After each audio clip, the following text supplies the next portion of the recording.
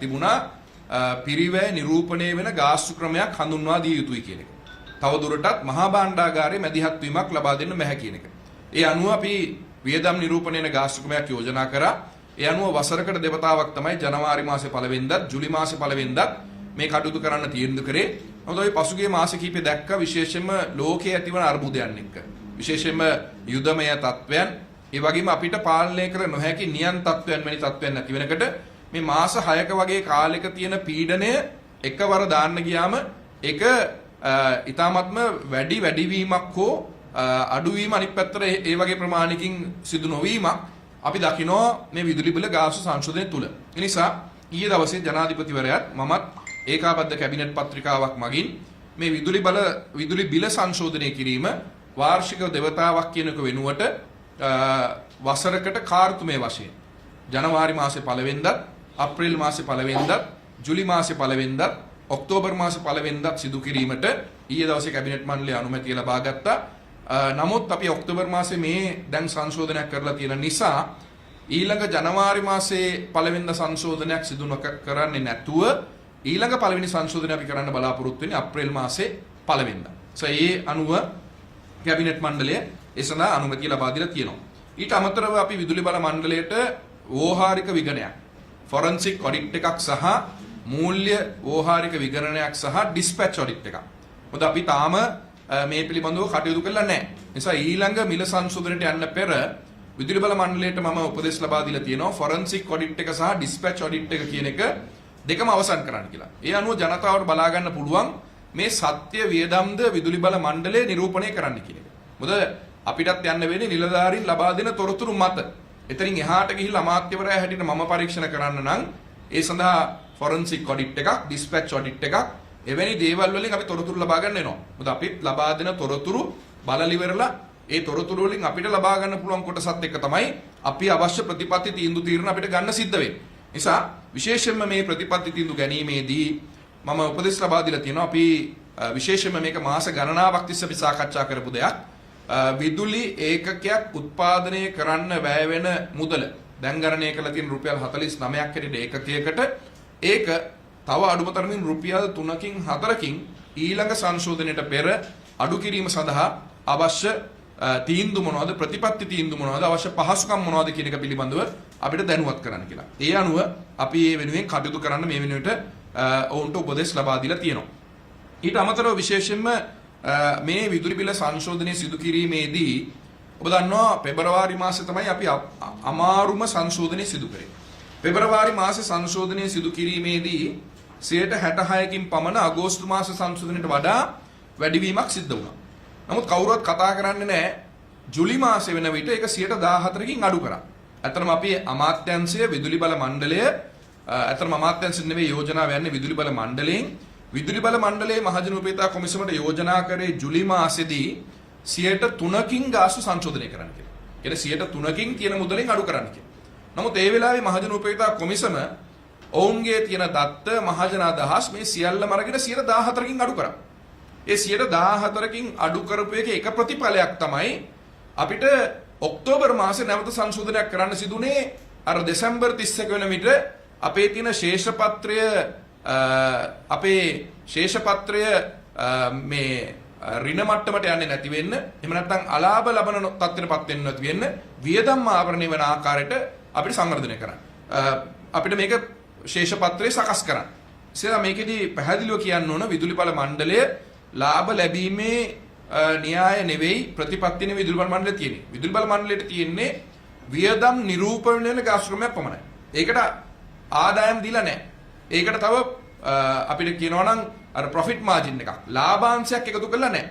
ලාභාංශ නැතුව තමයි වියදම් ආවරණය වෙන ආකාරය පමණයි ලබා දීලා තියෙන්නේ. ඒ නිසා මම හිතනවා මහජන උපේතා කොමිසම ජූලි මාසයේ සංශෝධනයේදී 14කින් අඩු කරන්නේ නැතුව විදුලි බල මණ්ඩලය යෝජනා කරපු ආකාරයට 3%කින් සංශෝධනය කරා නම් ඔක්තෝබර් මාසයේ මෙවැනි සංශෝධනයකට අපිට යන්න සිද්ධ වෙන්නේ නැහැ. මේක තමයි යථාර්ථය.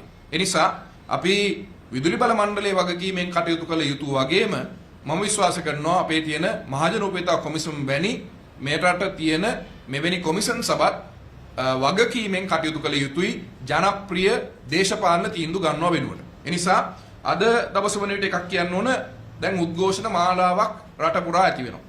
හැබැයි පෙබරවාරි මාසේ සංශෝධනය කරපු මුදලේ ඉඳලා ජූලි මාසේ දක්වා මේ රටේ ජනතාවට අඛණ්ඩ විදුලිය ලැබුණා. ඒ සඳහා ගෙවීම් කරා. ඒතර ජූලි මාසේ 114කින් අඩු කරා. 114කින් අඩු කරාට පස්සේ ආයේ 118කින් ගාස්තු සංශෝධනය කරාට පස්සේ ඒ 104ක වෙනස් වීමක් තියෙන්නේ පෙබරවාරි මාසේ ඉඳලා. නමුත් මේ එළියේ බොහෝ වෙලාවට උද්ඝෝෂණය කරන පිරිස් වලට පෙබරවාරි මාසයේ තිබුණු සංශෝධනයටත් වඩා අඩු මුදලක් තමයි දැනටත් පවතින්නේ. දැන් උදාහරණයකට ගත්තොත් එහෙම පෙබරවාරි මාසේ සංශෝධනය කරාම ඒකක 30ක් දක්වා පාවිච්චි කරන ලක්ෂ 17ක් ඉන්නවා මේ රටේ ගෘහස්ත කාණ්ඩේ. ඔවුන් ඒකක 30ක් පාවිච්චි කරොත් එහෙම ඔවුන්ට තිබුණා මාසික බිල රුපියල් 1300ක්. දැන් මේක අඩු වුණා රුපියල් 1300 ජූලි මාසෙදී රුපියල් 450ක් දක්වා. ඒතර දැන් මේ වැඩිවීමේදීත් 450 540 දක්වා තමයි වැඩි වෙලා තියෙන්නේ. රුපියල් 120කින්. දැන් රුපියල් තිබුණු 1300 රුපියල් 540 දක්වා අඩුලා තියෙනවා. මම මේකෙන් කියන්න උත්සාහ කරන්නේ මීට පෙර පසුගිය අගෝස්තු මාසෙ තිබ්බ ගානට අපිට ගේන්න පුළුවන් කියලා. ඒ ගානට අපිට මම විශ්වාස කරන්නේ අපිට ගෙනියන්න පුළුවන් කියලා. මොකද අපේ රජයෙන් එහෙම දැන් මහා භාණ්ඩාගාරයෙන් ඒ අවශ්‍ය පහසුකම් ටික දෙන්න පුළුවන්කමක් නැහැ.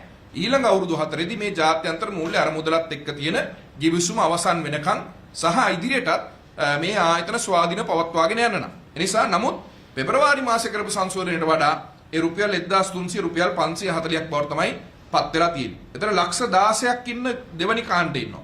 31.60. ඒ කාණ්ඩේ රුපියල් 2560ක් ගෙවුව මාසික උපරිම බිල ඒක රුපියල් 1620 දක්වා තමයි මේ සංශෝධනයේදී අඩු වෙලා තියෙන්නේ. ඒ වගේම ආගමික සිද්ධාස්ථානවල ගත්තත් මේ කියන කාරණා ගත්තම මේ පෙබරවාරි බිල සංශෝධනය සහ ජූලි සංශෝධනය සහ ඔක්තෝබර් සංශෝධනය ගන්න විට ඒ සංසාධනාත්මකව අඩුවීමක් වෙලා තියෙනවා. නමුත් වැඩිවීම වෙච්ච කොටසුත් ඉන්නවා. වැඩියෙන් භාවිතා කරන ඒකක 90ට වැඩිය භාවිතා කරන ඒකක 180ට වැඩිය භාවිතා කරන අර ඉහළ කාණ්ඩයේ පාරිභෝගිකයන්.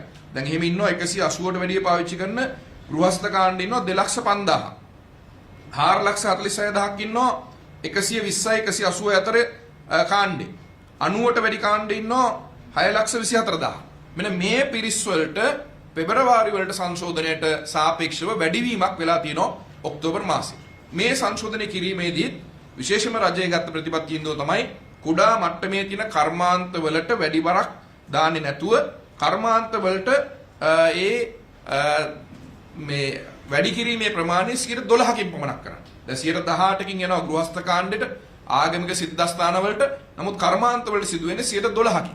නමුත් වැඩි වශයෙන් කරපු කොටසකුත් තියෙනවා විශේෂයෙන්ම රජයේ ගොඩනැගිලි රජයේ කාර්යාල වගේ තැන්වල විශේෂයෙන්ම අර වැඩිපුර විදුලිය පාවිච්චි කරන තැන්වල 24කින් වැඩි වෙච්ච ඒවත් තියෙනවා. ඒස අපි බලාපොරොත්තු වෙනවා. අපි දන්නවා ඊටමත්ම අමාරු කාලයක් ගත කරන්නේ. නමුත් අපේ තියෙන අපේ ගත්තොත් එහෙම අපේ ජනන සැලසුම ඇතුලේ අපිට තියෙන ජල විදුලියෙන් සහ පුනර්ජනීය බලයෙන් අපිට තියෙන 50%යි. ඊටු 50%ම අපි ගන්න ඕන තාප විදුලි බලාගාර වලින්, ගල් අඟුරු බලාගාර වලින්, ඉන්ධන බලාගාර වලින්. මේක තමයි අපේ තියෙන ව්‍යුහය. ඒතර දැන් අපි ගත්තොත් එහෙම අපේ ජල විදුලිය ගිය අවුරුද්දේ 2022 අවුරුද්ද අවසන් වෙනකොට ගිගවොට් පැය 5364ක් අපි උත්පාදනය කරනවා ජල විදුලිය. 2021 ඒක 5639. ඊටත් වැඩිය වැඩි. හැබැයි මේ අවුරුද්දේ අද දවස වෙනවිට ඔක්තෝබර් මාස 31 වෙනිදාට 3078යි ජල විදුලියෙන් අපි උත්පාදනය කළා තියෙන්නේ. මේ ඉදිරි දින 60 අපේ උපරිම ධාරිතාවෙන් අපි කටයුතු කරත් විදුලි බල මණ්ඩලය සහ වාරි මාර්ග දෙපාර්තමේන්තුවත් ජල කළමනාකරණ දෙපාර්තමේන්තුවත් ලබා දීලා තියෙන දත් අනුව 3750 3800න් එහාට අපිට යන්න පුළුවන් කමක් නැහැ. එතකොට අර කලින් පුරෝකතනය කළ තිබුණු 4500න් 750ක් ජල විදුලියෙන් නෙමෙයි උත්පාදනය කරන්න වෙන්නේ ඉන්ධන වලින් තාප විදුලිය. ඒක තමයි අපිට මේ වැඩි වෙලා තියෙන වියදම. ඒ වගේම එකක් කියන්න ඕන. දැන් පන්දන් අල්ලගෙන වැඩියෙන්ම ඉන්නේ අපි දන්නේ දේශපාලන පක්ෂ හැටියට මම දැක්කා ජාතික ජන බලවේගය කියන දැන් ජනතා විමුක්ති පෙරමුණේ සමාජිකයෝ. හොඳයි වුන් පන්දන් අල්ලගෙන ඉදිරියටම ඇවිල්ලා ඉන්න එක විශේෂයෙන්ම විදුලි බල මණ්ඩලයක් නියෝජනය කරන රංජන් ජයලාල්ලා වගේ මේ ජනතා විමුක්ති පෙරමුණට සම්බන්ධ වෘත්තීය සමිති. දැන් මම දැක්කා සමන්ත විද්‍යාරත්නලා ජනතා විමුක්ති වෙන සම්බන්ධ සියලු දෙනා පන්දම් අරගෙන එනවා. මොකද මම ඔබට පෙන්වන්න කැමතියි මේ රටේ විදුලි අර්බුදයට මේ ජනතාව මත පීඩනයේ ලක් කරන්න හේතු මොනවද? මේ රටේ තියෙන විදුලි ජනන සැලසුම ක්‍රියාත්මක නොකරන්න ඒකට එරෙහිව ජනතාව පෙළගස්සලා එදා දවසේ විශේෂයෙන්ම මේවා නැවැත්විය යුතුයි කියලා රටේ ජනතාව එකතු කරමින් මේ රටේ ප්‍රධාන ව්‍යාපෘති ගණනාවක් නැවතුණා. දැන් මේ උමා ඔය ව්‍යාපෘතිය. මේ සමන්ත විද්‍යාරත්න රංජන් ජයලාල් එදා සාම්පූර් ව්‍යාපාරයට නොරොච්චුවලට මේ උමාවට කියපු දේවල්. මේ සාම්පූර් බලාගාරය නවත්තන්න කියලා ලාල්කාන්ත පැමිණිලි කරපු ඒවා. ජනතාවත් එක්ක එදා දවසේ කටයුතු කරපු ඒවා. වසන්ත සමරසිංහල එදා ගිහිල්ලා මේ බලාගාර පිළිබඳව ජනතාව නොමග යවපු ඒවා. දැන් 2016 වෙන විට අපේ රටේ විදුලි බල ජනන සැලසුමේ යෝජනා කළ තිබුණේ 2015 සාම්පූර් ගල්ලංගුරු බලාගාරේ පටන් ගන්න. ඒකට කිවිසුම් අත්සන් කරන්නේ 2009. එතන නොරොච්චුලේ බලාගාරය ඉවරණකටම තමයි මෙගාවොට් 600ක් එකතු කරන්නේ. දැන් අපි රටක් හැටියට තීන්දුවක් අරගෙන තියෙනවා හරිත ජනන සැලසුමක් යන්න මේ තියෙන දේශගුණ විපර්යාස මේ කියන කාරණාත් එක්ක අපි 2017 තීන්දුවක් ගන්නවා. 2017 18 තීන්දුවක් ගන්නවා අපි තවදුරටත් ගල්ලංගුරු බලාගාර හදන්නේ නැහැ කියලා. හැබැයි ගල්ලංගුරු බලාගාරේ නවත්තනකට අපි ගල්ලංගුරු බලාගාරයේ වෙනුවට මොකද්ද හදන්නේ කියන එක ක්‍රියාත්මක කරේ නැහැ. දැන් අමාත්‍යවරයා හැටියට මම වැඩිම විවේචන ලක් වෙනවා විදුලි බිල වැඩි කරන්න වෙනවා. ඇයි මේ බලාගාර හදන්නේ නැත්තේ කියලා. බලාගාරයක් දවසින් දෙකකින් හදන්න බෑ. සැලසුම් සකස් කරලා පරිසර අධ්‍යයන වාර්තා කරලා ගිවිසුම් ගත වෙලා අවුරුදු 5ක් 6ක් යනවා යන්නේ.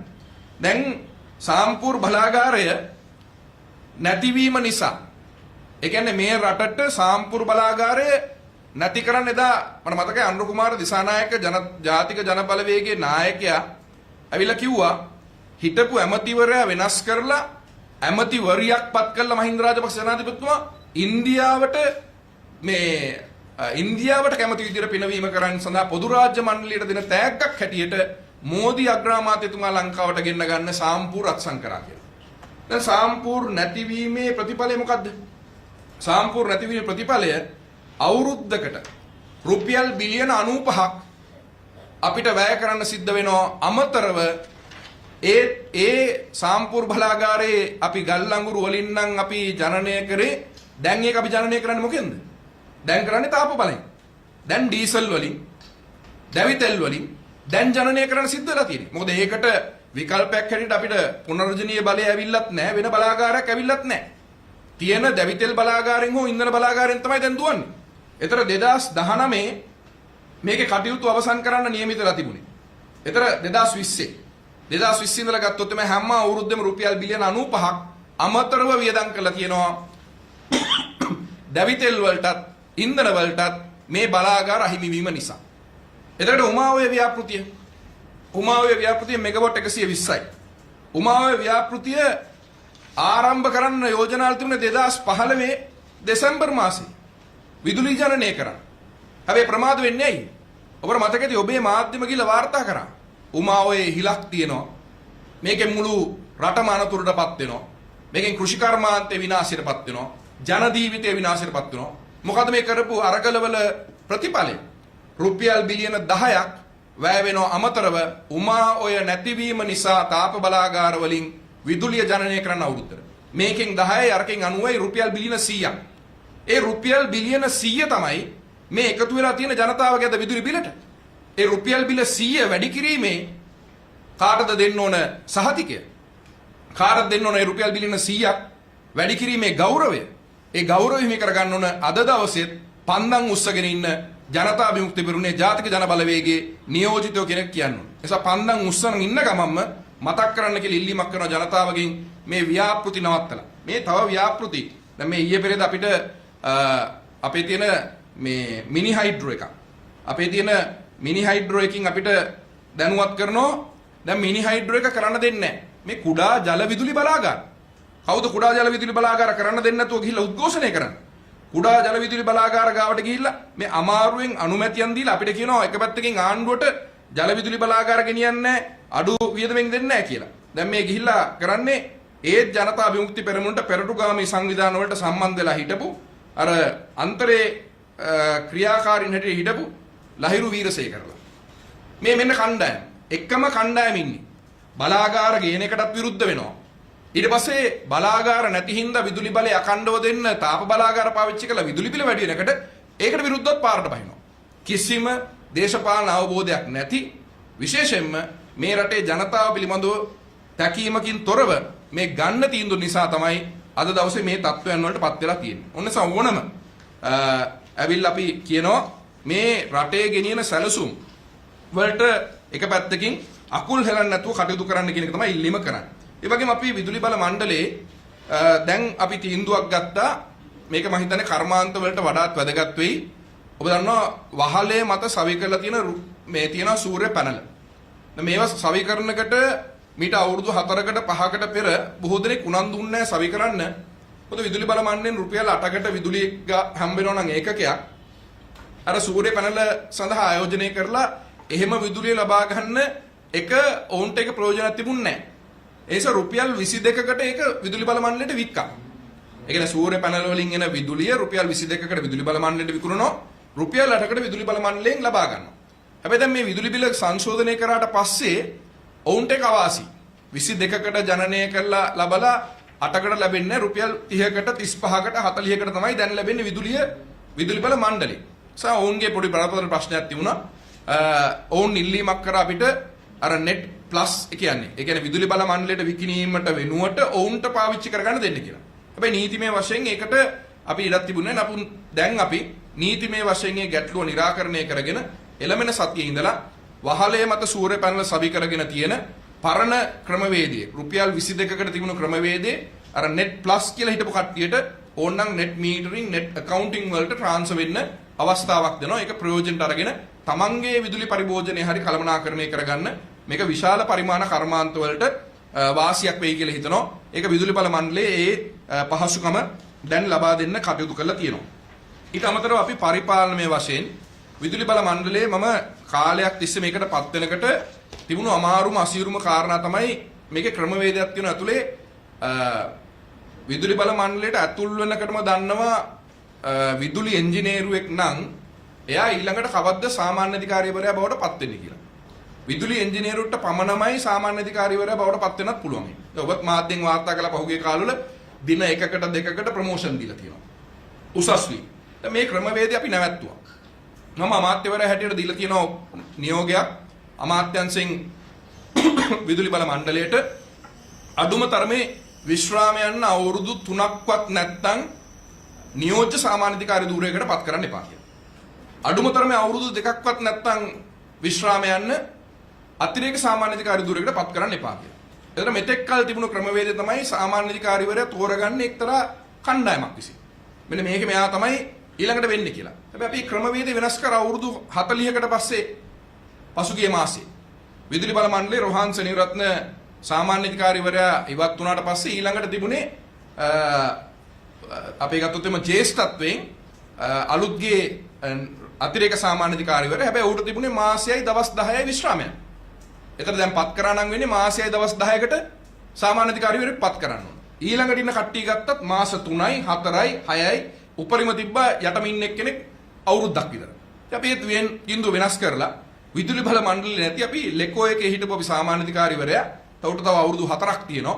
ඔහු දැන් සාමාන්‍ය අධිකාරීවරයා බවට අපි පත් කරලා තියෙනවා. මෙවැනි පරිපාලනයේ වශයෙන් අවශ්‍ය තීන්දුව తీරනත් අපි මේත් සමගම සිදු කරලා තියෙනවා කියන එක අපි මේලයි මතක් කරනවා. මම නැවත වතාවක් කියනවා අපිට ආණ්ඩුවකට ගන්න පුළුවන් අපහසුම තීන්දුව අමාත්‍යවරයෙක්ට ගන්න පුළුවන් අපහසුම තීන්දුව තමයි විදුලි බිල වැඩි කිරීම කියන එක. ඒක ගන්න අපිට වෙන විකල්පයක් නැති නිසා. අපි විකල්ප පිළිබඳව හොයලා අපි යෝජනා කරනවා. දැන් සමහර වෙලාවල කියනවා මේක මෙහෙම කරන්න තිබුණා හරම කරන්න තිබුණා කියලා. පැහැදිලි යෝජනාවක් තියෙනවා නම් විදුලි බිල අඩු කිරීම සම්බන්ධයෙන් අපි ගත්ත ක්‍රමවේදයේ වැරද්දක් තියෙනවා නම් අපිත් එක්ක ඕනලා සාකච්ඡා කරන්න කියලා අපි කියනවා පොදු විපක්ෂයට ප්‍රධාන විපක්ෂයට ඕනම පුද්ගලෙක්ට අවිලා මෙන්න මේක පෙන්눔 කරන්න මේ කරන ක්‍රමවේදය. මේ ක්‍රමවේදය හරියන්න නම් අඩුම තරමේ දැන් ඉඳලවත් මේ පුනර්ජනීය බලශක්තිය එකතු කිරීම සහ අපේ බලාගාර ඉදිකිරීමේ කටයුත්ත කියන එක කඩිනමින් යන්න ඕන. ඒකට සමහරවිට ඇවිල්ලා කියනවා දැන් මම ගන්නම් මගේ දිස්ත්‍රික්කෙම මාතර දිස්ත්‍රික්කයේ ගත්තොත් එහෙම පිටබැද්දර සියඹලාගොඩ කියන ප්‍රදේශයේ කුඩා ජල විදුලි බලාගාරයක් හදන්න යෝජනා අරගෙන ඔහු ආයෝජනය කරන්න ආරම්භ කරලා තියෙන සහතික අනුමැතියන් ඔක්කොම අරන් තිනවා. මොකද අනුමැතියන් ගන්නත් දේශී නැහැ ලංකාවේ අවුරුදු 3ක් 4ක් යන්න ඕනේ එක එක ආයතන වල. පරිසර සහතිකය ගන්න, ප්‍රාදේශීය සභාවෙන් ගන්න මේ එක එක ආයතන වලින්. දැන් අවුරුදු 4ක් විතර ගිහිල්ලා ගත්තට පස්සේ ගමේ ජනතාව ඉල්ල කියනවා නෑ අපිට ජල විදුලි බලාගාරයක් එපා. ජල විදුලි බලාගාර එපා. එතකොට අපි කොහොමද යන්නේ රටක් හැටියට ඉදිරියට? දැන් මේ ඒ ගමේ අවශ්‍ය විදුලිය උත්පාදනය කරන්න නොවෙන්න පුළුවන් ජල විදුලි බලාගාරය ඉදි වෙන්නේ. නමුත් මේ පද්ධතියට ජල විදුලි බලාගාර එකතු වීම නිසා තමයි අපිට විදුලි බිල අඩු කරනවා නම් අඩු කරන්න අපිට ඉඩක් ඇති වෙන්නේ. ඒ නිසා මේ රටේ මේ සැලසුම ක්‍රියාත්මක විය යුතුයි. අපි කඩිනමින් ක්‍රියාත්මක කිරීම සඳහා ව්‍යාපෘති 6ක් හඳුනගෙන තියෙනවා. අදානි සමූහ ව්‍යාපාරය මෙගාවොට් 500ක සුළං බලාගාරය අපි බලාපොරොත්තු වන මේ වර්ෂය අවසන් වෙනකොට ඔවුන් සමග විදුලිය මිලදී ගැනීමේ කිවිසුම් අත්සන් කරලා ලබන අවුරුද්ද වෙන විට ඒ කටයුතු ක්‍රියාත්මක කරන්න සියඹල ආණ්ඩුව මේ වෙනට අපි ටෙන්ඩර් කරලා ලබා දීලා තියෙනවා. දේශීය සමාගම් 3ක් ඒක අරන් තියෙන්නේ. ඒ කිවිසුම ගත වීමට නියමිතලා තියෙනවා මෙගාවොට් 100ක් සූර්ය බලයෙන්. ඒ වගේම මඩකලපුව ප්‍රදේශයේ තවත් මෙගාවොට් 100කුත් ඒ වගේම සාම්පූර් ඉන්දියාව සමග අපි කරන ඒකාබද්ධ කිවිසුමේ මෙගාවොට් 134ක් එකකින් මෙගාවොට් 50ක් තමයි පළවෙනි පියවර හැටියට යන්නේ. ඊට අමතරව පුණකරි ප්‍රදේශයේ බැටරි පාවිච්චි කරමින් සූර්ය පැනල පාවිච්චි කරමින් මෙගාවොට් 700ක් අපේ ජනන සැලසුම්ට එකතු කරන්න ඒක අවුරුදු 3ක් විතර යන ව්‍යාපෘතියක් මේ අවුරුද්ද අපි කිවිසුම් ගත වෙන්න බලාපොරොත්තු වෙනවා.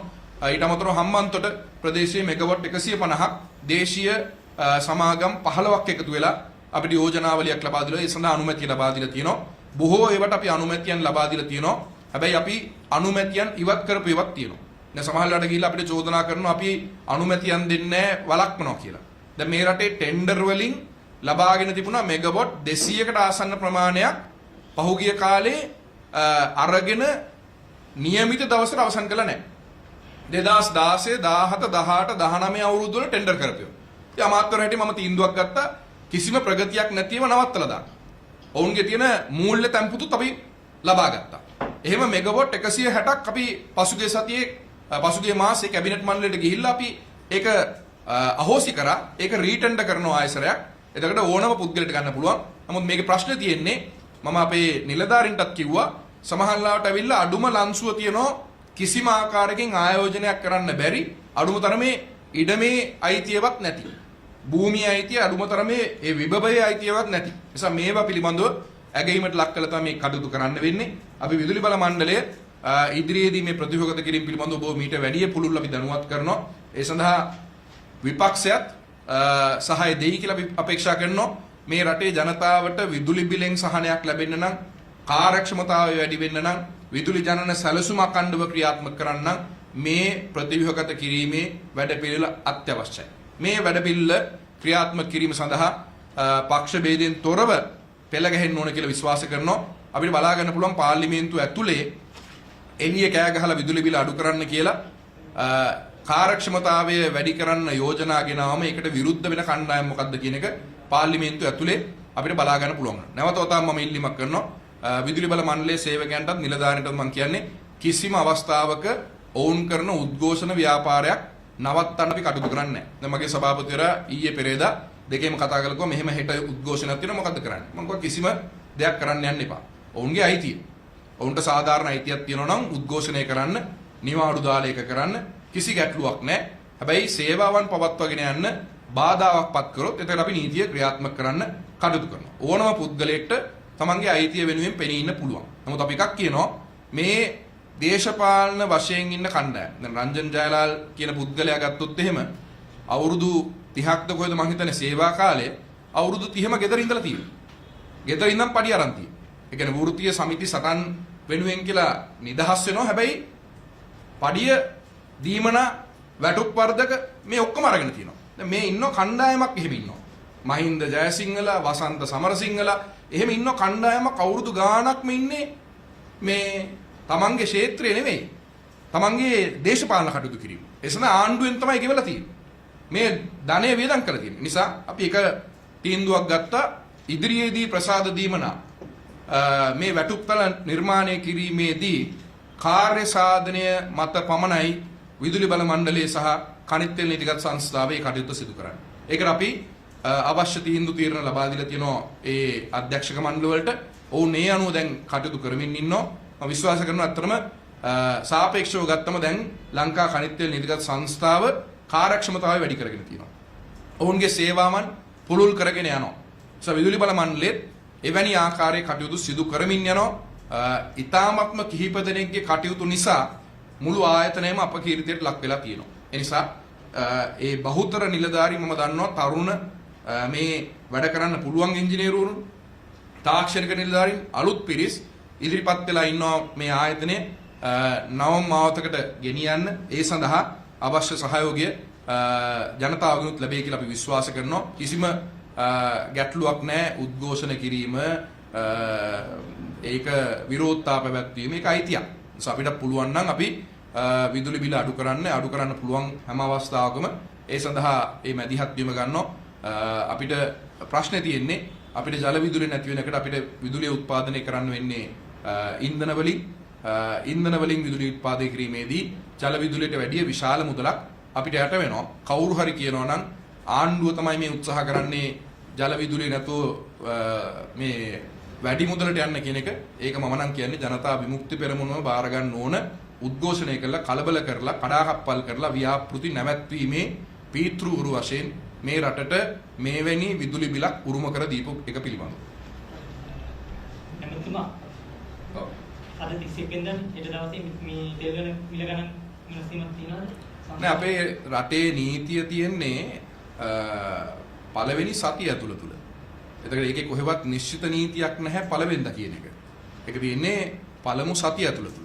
ඒ සතිය ඇතුළත අමාත්‍යාංශය ඒ තොරතුරු ලැබුණාට පස්සේ ඒ ආයතන තුනෙන් ඒ ආයතන තුනත් එක්ක සාකච්ඡා කරලා ඉවරලා අමාත්‍යාංශය දැනට තමයි නියාමන කටයුතු කරන්නේ. ඒ අනුව ඒ කටයුතු කරයි ඒක පළවෙනිදාද දෙවනිදාද ඒක තියෙනවා පළවෙනිද ඉඳලා දින 7ක කාලයක් තියෙනවා ඒ සංශෝධන සිදු කරන්න.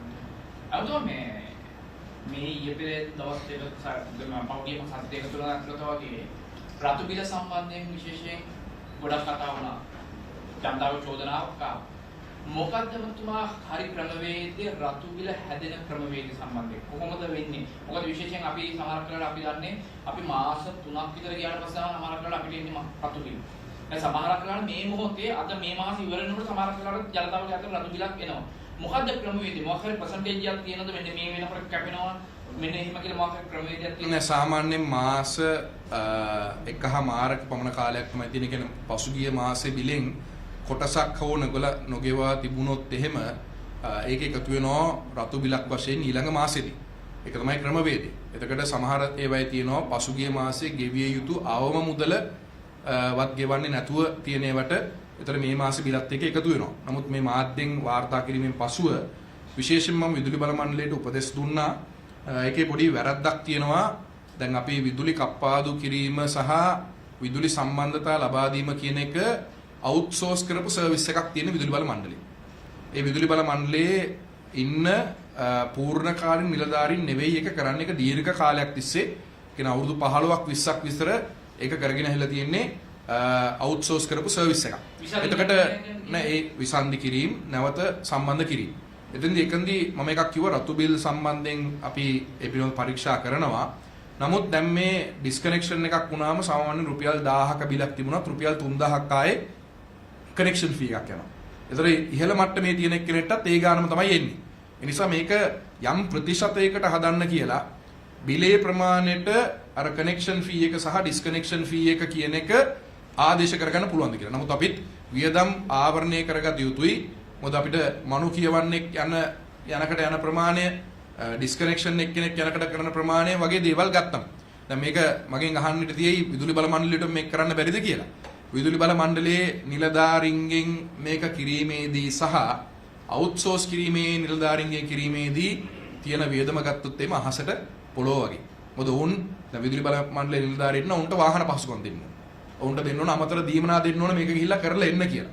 නමුත් පෞද්ගලික අංශයක අවුට්සෝස් කරපු කට්ටිය කරනකට ඒ කට්ටිය 3 wheel එකක් හරි වාහනයක් හරි මොකක් හරි ක්‍රමයක් හොයාගෙන ගිහිල්ලා බිල් එකතු කිරීම සහ මේ කියන කාරණා කරනවා. නමුත් ඒක නිසි ක්‍රමවේදයකට පත් කරන්න අනිවාර්යයෙන්ම අපිට ස්මාර්ට් මීටරින් කියන එකට ඉක්මනටම යන්න වෙනවා තාක්ෂණයත් එක්ක බද්ධ වෙන්න වෙනවා. ඒක දැනට ආරම්භ කරලා තියෙනවා ලෙකෝ ආයතනයේ බොහෝ ස්ථානවල මීටර තව 30000ක් අපි නිවාස 30000ක ව්‍යාපෘති සඳහා අනුමැතිය දුන්නා දෙහිවලගල්කිස්ස ප්‍රදේශයේ විදුලි බල මණ්ඩලයේ ලෙකෝ ආයතනය සහ එකතු වෙලා මේ මීටර හදන හින්දා දැන් අපි බලාපොරොත්තු වෙන අවුරුදු 3ක 4ක කාල සීමාවක් තුලේ ලංකාවෙම මේ ස්මාර්ට් මීටරින් කියන එක යන්න. ඒතර බිලත් එන්නේ අර ඩිජිටල් ක්‍රමයට සහ ඩිස්කනෙක්ෂන් කනෙක්ෂන් කියන දෙකම ස්වයං අර පද්ධතියකින් කරන්න පුළුවන් පුද්ගලයෝ පාවිච්චි කරන්න නැතුව. අර මේ රුපියල් 3000 යන්නේ අර අතරමැදි කණ්ඩායමට යන්නේ නැතුව නැත්නම් යම්කිසි ප්‍රතිශතයක් යන්නේ. මම ඒක දන්නේ නැහැ ප්‍රතිශතය. නමුත් රුපියල් 3000ක් අය කරගන්න එක දන්නවා. මොකද ජනතාවගේ කොරෝනා නැරෙව ඇවිල්ලා වගේ කරනවා වගේ කතාවක් තමයි කියන්නේ. ඒගොල්ලෝ යන්නේ නීමක් නැහැ කියන කතාව. නෑ මේක අවුට්සෝස් කරලා නැතියෙන්නේ. ඒතර අවුට්සෝස් කරපු පුද්ගලයෝ බඳව ගන්න කට්ටිය දැන් ලංකාවේ මිනිස්සු තමයි ඉතින්. එතනම තමයි මේ ඒගොල්ලොන්ට මැරෙව බඳවගෙන නැහැ අපි. සිස්ටම් ඇක්සස් එකක් තියනවද ඒගොල්ලොන්ට? එහෙම නැත්නම් විදුලි බල මණ්ඩලයෙන් නෑ විදුලි බල මණ්ඩලයෙන් තමයි දැනුවත් කිරීම කරන්නේ. මෙන්න මේවා තමයි අද දවසේ ගෙවා නැති ඒවා අද දවසේ විසන්ධි කළ යුතු ඒවා. ඒ ඔක්කොම විස්තර ටික දෙන්නේ විදුලි බල මණ්ඩලය. හරි. ඒ වගේම අර මේ විදුලි බිල සඳහා ෆෝන් එක රෙජිස්ටර් වෙන්න කියලා තියෙනවා. ඒ කියන්නේ මේ printed කොපියක් ලබා දෙන්නේ නැහැ කියන කතාව. හැබැයි දැන් ජනතාවගේ චෝදනාව තමයි printed එකට රතු බිල එනවා printed කරලා. ඒ වෙනුවට අපි හරි බිලක් එවන්න කියලා කතාව දැන් චෝදනාවක් විදිහට එනවා. මොකද ඕන්ට රතු බිල විතරයි ගෙදරට එන්නේ මුද්‍රිත බිල එන්නේ නැහැ කියන කතාව චෝදනාවක්. ඒක තමයි ඒක ඇප් එකක දැන් තියෙනවා. තාක්ෂණයත් එක්ක අනුගත වෙන්න වෙනවා. ඒ අපිට විදුලි බිලක් ලබා දීමේදී අපිට දැන් මේ එක පැත්තකින් වියදම් කළමනාකරණයක් කියන එකත් අපි තියෙනවනේ. ඒ කළමනාකරණය කරන්න නම් ගිහිල්ලා විදුලි බිලක් දෙන එකද තාක්ෂණය පාවිච්චි කරලා ඒ කටයුත්ත කරනවා. අපි තීන්දුව ගන්න වෙනවා. ඒ නිසා විදුලි බිලක් දෙන එක පහසුයි ජනතාවට. ගිහිල්ලා මුද්‍රිතව දෙන එකෙන් බලා ගන්න ලේසි. හැබැයි දැන් ලෝකේ හැම රටකම තාක්ෂණයත් එක්ක මේක භාවිතා වෙනවා. ඒ නිසා ඒ තැනට අපි යන්න වෙනවා. යම් අඩුපාඩු කොහේ හරි තැනක තියෙනවා නම් ඒක අපි විදුලි බල මණ්ඩලයට කියලා තියෙන්නේ. ඒකේ සානුකම්පිතව බලලා ඒ කටයුතු කරන්න කියලා. නමුත් සමහර තැන්වල පැමිණිලි ලැබිලා තියෙනවා. ඒ පැමිණිලි අනුව අපි කටයුතු කරන්න කියන එක ඉල්ලීමක් කරලා තියෙනවා. ඔබතුමා පුනර්ජනනීය බලශක්තිය ගැන කතා කරා. සූර්ය පැනල් ගැන කතා කරා. මේ දැන් අත්තම කතාව ඇති හැකි කට්ටිය ඉන්නෝනේ මේ සූර්ය පැනල් මිලදී ගන්න. ඇයි මෙච්චර ලොකු ගණන් වල සූර්ය පැනල් විකුණන්නේ? මොකක් කරන්නේ ගවර්න්මන්ට් එකක් විදියට මේ මොහොතේ එක්ක ටැක්ස් නැතුව ඔබතුමාලාට මේක මිලදී ගන්න හැකියාව තියෙනවා ටැක්ස් එකක් නැහැ. ලොකු ගණන් වල දෙන්න හැකියාව ටැක්ස් එකක් නැහැ. ටැක්ස් එකක් ඇතුළේ නැහැ. දැනට සූර්ය පැනල බැටරි ඉන්වර්ටර් මේවා සියලුම දේවල් පසුගිය මාස 6ට පෙර සියලුම දේවල් වල තියෙන බදු ඉවත් කිරීමක් කරා. ඒ බදු ඉවත් කිරීමක් කරන විට හැබැයි තියෙන ගැටලුව තමයි ආනයනය කරපු පිරිස් සිටියා මීට අවුරුද්දකට අවුරුදු 1කමාරකට පෙර මේ සූර්ය පැනල වගේ දේවල්. ඒතර ජනතාව හුඟක් වෙලාවට ගියේ නැහැ. මොකද බැංකුව වලින් පහසුකම් දුන්නේ නැහැ මේවා මිලදී ගන්න. ඒකින්ද ගෙනාපු තුකක් තියෙන්න පුළුවන්.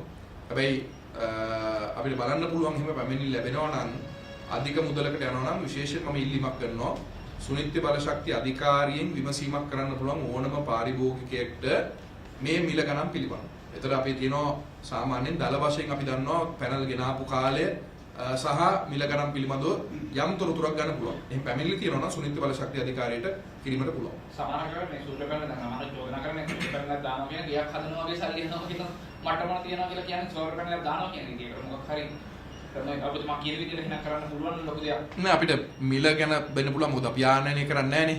විදුලි බල මණ්ඩලය හෝ සුනිත්‍ය බලශක්ති අධිකාරිය හෝ රජයේ ආයතන ආනයනය කරන්නේ නෑ. නමුත් මේ සඳහා අවශ්‍ය මූල්‍ය පහසුකම් ලබා දෙන්න දැන් මම ඒක තාම ඉක්මන් වැඩි කියන්න විදුලි බල මණ්ඩලයට අපි උපදෙස් ලබා දීලා තියෙනවා. ඔවුන්ට යම් මූල්‍ය සහයක්, ඒ කියන්නේ ණය ක්‍රමයක් යෝජනා කරන්න පුළුවන්ද මේ පාරිභෝගිකයන් එක්ක අර බැංකුවත් පාරිභෝගිකයත් විදුලි බල මණ්ඩලයත් විදුලි බල මණ්ඩලයේ වගකීම අරගෙන මේ සූර්ය පැනල දැම්මොත් එහෙම ඒකෙන් උත්පාදනය විදුලියට ගෙවීම අපි කෙලිම බැංකුවට කරනවා. ඒතර අර බිල අඩු කර ගැනීම සඳහා ක්‍රමවේදයක් කරන්න කියන එක. ඒක මට තාම දීලා නැහැ. ඒ වැඩ පිළිවෙල ක්‍රියාත්මක වෙනකන් අපිට දැනුවත් කරන්න පුළුවන්. අනිත් මේ ටැරිෆ් හදන අපේ දැන් තියෙන ටැරිෆ් මෙතඩොලොජි එක සාමාන්‍යයෙන් පිළිගැනීමක් තමයි හොඳ එකක් කියලා.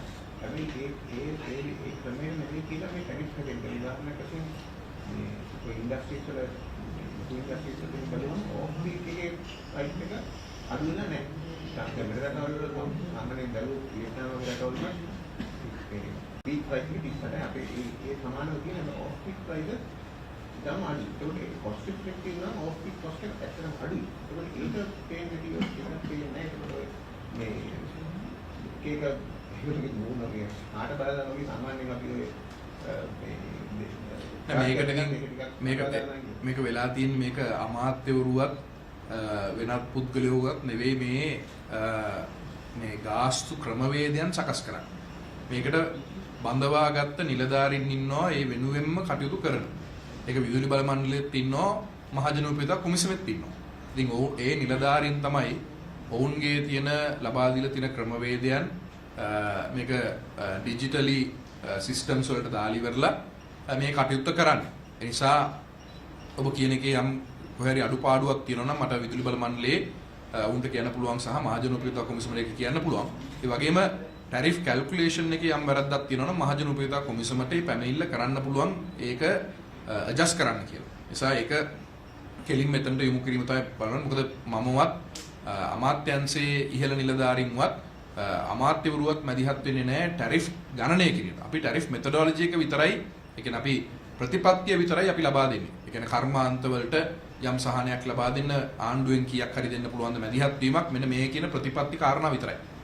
Please, on the CEV reforms you mentioned, although you have not totally finalized everything, what's going to be the fate of some of the subsidiaries that the CEV has incorporated?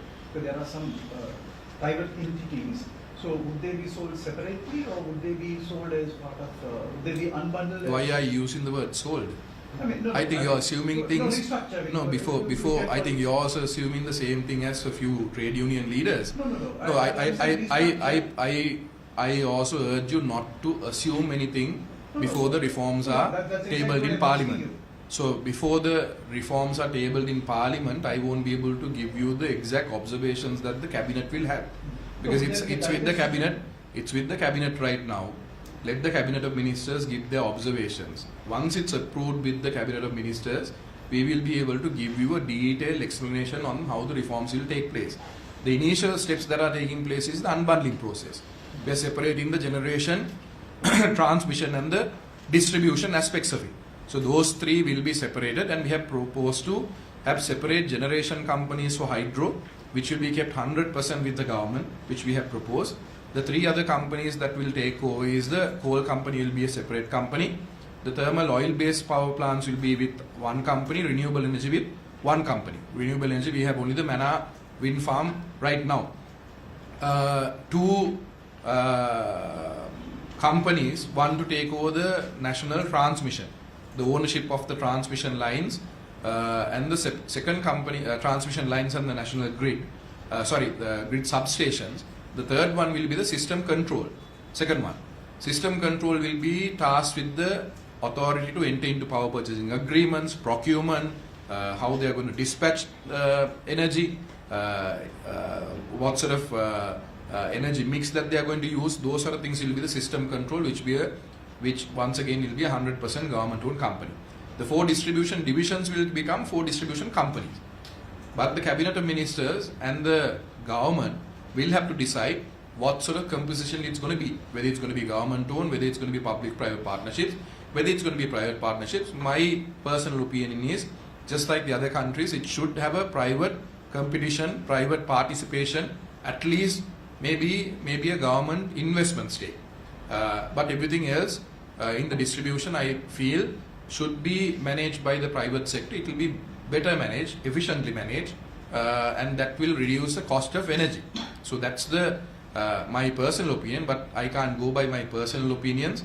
We'll have to wait until the cabinet of ministers gives the observation and then present it to the parliament. Right now, the document which we have given has got the certification of the Attorney General saying that it is in line with the constitution. So that's why we have presented it to the cabinet. Once the cabinet gives their observations, if amendments need to be done, that will be done. Again, AG's certification, gazetted, then parliament. So then the parliament has to decide what other changes needs to come with it. But I don't think this is a reform that anyone can disagree with.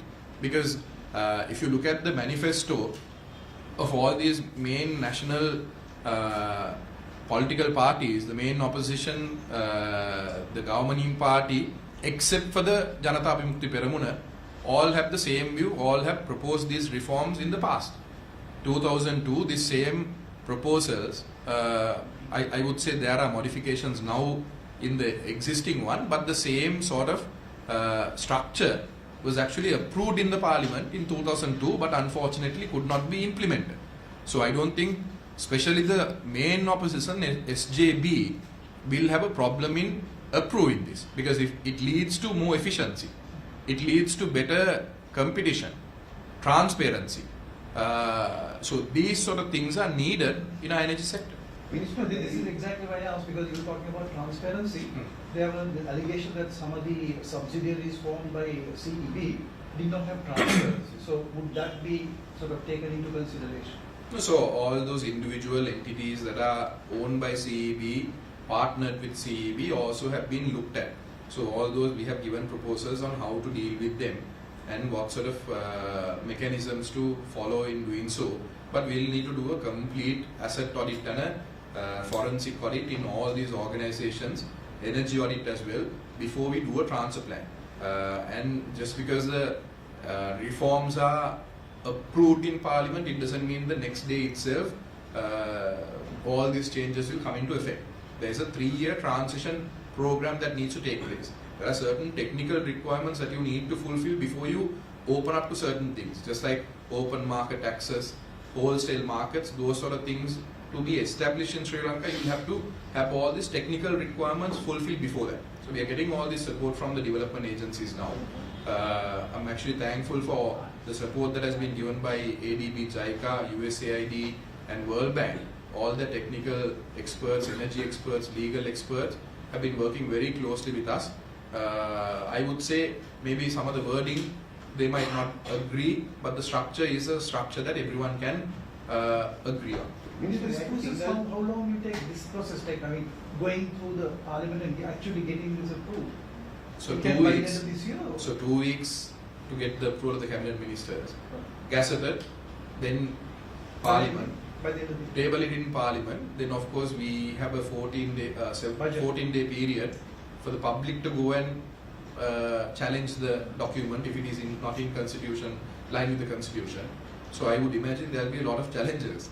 So if the challenges take place, there will be another month in the Supreme Court to give its verdict. So I hope maybe last week of January, probably to be taken up in parliament at the, I would say if we go on the expedited process, last week of January. Minister, what will happen to LTL, and also that people are saying that there's a single buyer, and that's one of the problems of buying energy. So will the distribution companies have some way getting part of the energy directly and into purchasing so that they can LTL is not a distribution company. No, I'm saying what will happen to LTL is one question, and also whether the distribution companies will be allowed to directly. So LTL is a IPP model. So there will be a lot more IPP model power generation power plants in Sri Lanka. So we have to negotiate the power purchasing agreements with them. But distribution, as I said, even if it's going to be 4 different distribution companies, still the system control will go in for the power purchasing agreements, negotiating with them.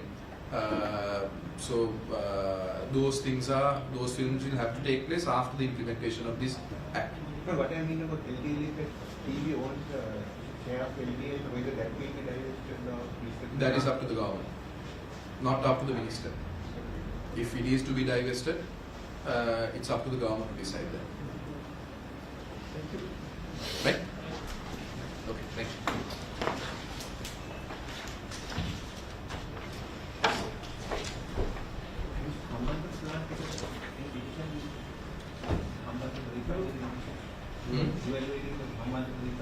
Almost done. So we are hoping to maybe sign the agreement for the award of the 𝗙𝗲𝗄𝗏 refinery maybe in the next 3 to 4 weeks. Have you decided? What do you mean? So the only shortlisted company signed up it because the other shortlisted company had withdrawn from the process. So there were 2 shortlisted. but we told Singapore has withdrawn from the from taking part in the process. So it's Sinopec, but Sinopec we have to negotiate certain things because we are looking at the water supply to the refinery, the products that will be refined in the power refinery there, and the other requirements that come with it. So we are having negotiations on that. First the vote will take place, then the negotiations after that.